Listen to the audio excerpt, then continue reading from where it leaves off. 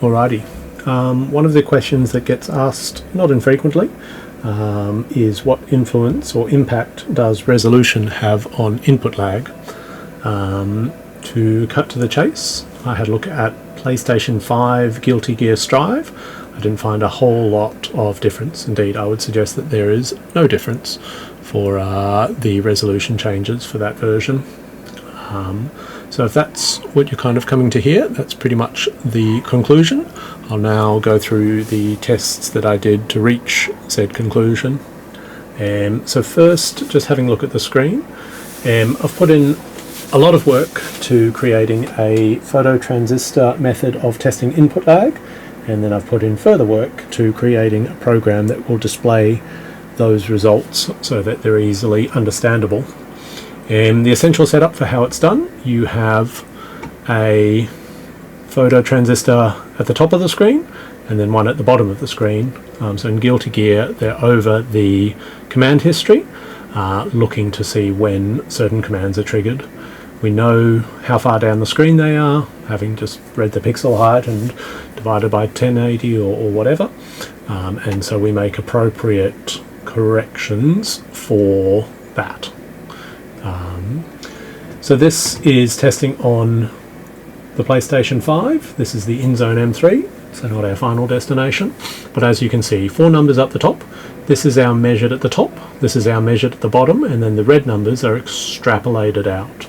So you would, on average, the image would start drawing at the top of the screen at 50,000 microseconds or 50 milliseconds after the button's pushed, and it would stop drawing at about 59 milliseconds, so about an 8.8 millisecond draw time, which is what you'd expect for a 120 Hertz display.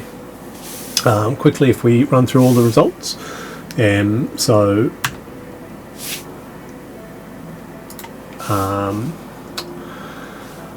so you can see over here, these are our PS5 settings. So this is 1080p because it's the in-zone M3. We'll get onto resolutions in a second, but about 50 milliseconds. If we change the VRR and Hertz settings, they have essentially no bearing on the results.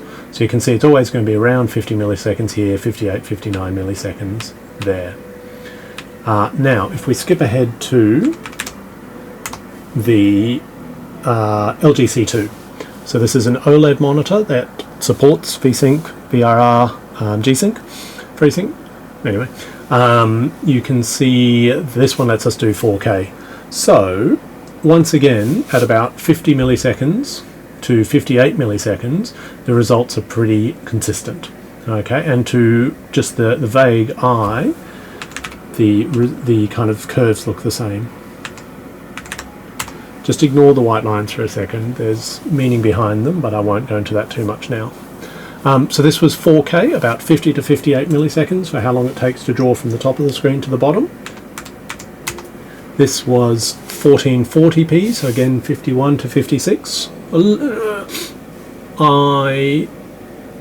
My gut feeling is they're the same. And the one thing you might notice is kind of the data got a bit dirtier here, and indeed I think potentially the photo transistor was just slipping off the proper placement. For the reason being, if we go to the next one, which is 1080p, you can see we're pretty much back to 50 and 58 with a cleaner data set, so a lot less meaningless results here. And then if we go to our last result, that will suddenly change. So this was 720p. You can see that it's no longer 50 to 58, it's now 43 to 58. And so the question becomes then, well, does 720p have better overall input lag? The answer is no. But the reason is quite a lot more, there's a little bit more to it. The quick summation is that you can't do any VRR modes with 720p. The PS5 just won't allow it. And so instead of taking 8 milliseconds to draw the screen from 50 to 58, it instead takes roughly 16 milliseconds, so 43 to 58. Now, if we go through the full data set. So this was the in-zone M3. This is something I've talked about before, but it's very nice to be able to show it with the kind of lines here. So if we go through the 6 different data samples, so it'll be all the VRR settings multiplied by all the 120 Hz settings. Looking at the lines, they move back and forth a little bit, but you can see that they're essentially in the same position. Just ignore that one, that was PS4 and PS5, and the data is pretty horrible. Not horrible, but not as clean. If we now go to PS5 on the LGC2, so if we start off with VRR automatic and apply, 120 Hz automatic, if we then take off the apply it to unsupported games, you'll notice something big happens. So you can see that the green lines stay about the same, but the blue lines drop off markedly. And you can see at the top that it's got that 43 to 58 millisecond that we saw with the 720p. So this is something I talked about before. On the InZone M3, the apply to unsupported games setting for VRR doesn't make any difference. So no difference there. Ignore that guy. Whereas for the LGC2, forcing VRR leads to worse input lag. Okay, so again that's forced, and so you can see that the blue line has come up, and so it takes longer to start drawing the screen, even though the end of the screen is about the same. Okay, we can demonstrate that another way, which is to 49T 150Y.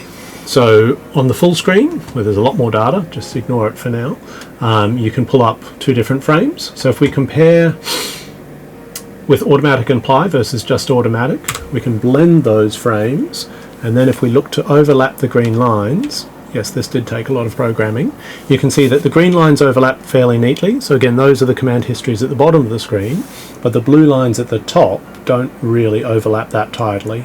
And that's because it will start, when you have automatic and apply VRR on the LGC2, it will start drawing it at 50 milliseconds, as you can see here, blended. Whereas when you do it for the, when you don't apply it to unsupported games, it'll start drawing at the 50 milliseconds, at 43 milliseconds, and so that first command history will be roughly 4 to 6 milliseconds sooner. We can measure that for what it's worth, but I won't do that now. So we'll just remove all of that and then go back to our screen. So this kind of goes through. So this is automatic and apply. If we take that off, it gets quicker. If we have automatic and apply without 120 Hz automatic, then we get that slower, that 50-ish millisecond mark again, and then down to 43 as soon as the apply to unsupported games is off. And that's why, so again, 40 and 40p, same sort of pattern, drop there, up. There's a pretty horrible test, and indeed I remember the data was getting, it tells me how many successful and unsuccessful trials I had. Once it drops below about 95%, which would be, something like these would probably be 95%, then I moved the thing and I started getting better results soon. So anyway, that's why it looks as though the 720p is better, but it's actually just because you can't have any form of VRR, and so the LG displays it quicker, whereas on the InZone M3 that doesn't apply. Anyway, summary, as we put at the start, resolution has no bearing on input lag for Guilty Gear Strive on PS5. The thing that really changes it on some monitors, not all monitors, is applying VRR to unsupported games.